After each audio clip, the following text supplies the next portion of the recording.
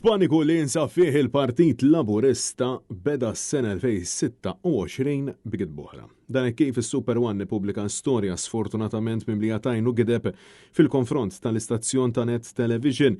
Fil-rapport intqal kif l-istazzjon ta' Net Television kien ġie mistieden sabiex ixandar iċ-ċelebrazzjoni tal-ewwel tas-sena fil-Belt Valletta madankollu dan ma huwa veru xejn.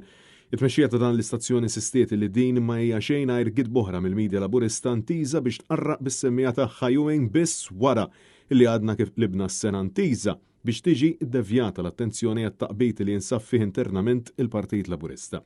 Kelliema tmexxija ta' Net Television insissew li l-istazzjon kien xandar dawn l-attivitajiet tal-aħħar tas-sena darba biss lura fl-2021 meta pajjiżna kien qed iħabbat wiċċu mal-pandemija tal-COVID-19.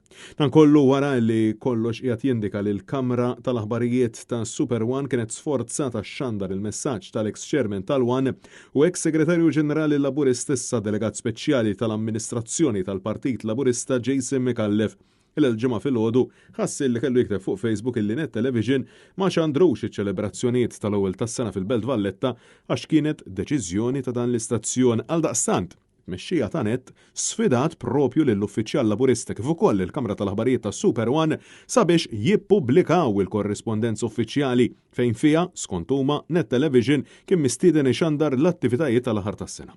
Intant fil-waqt li Micallef jinsab medi jikteb dwar dak li mhux minnu, il-poplu għadu qed jistenna li l-ħaxix li wiegħed li se jitlaf taqali xurilu jibda jisponta sabiex il-familja Maltin u Awċin igawdu l-ambjent li jixraqilhom.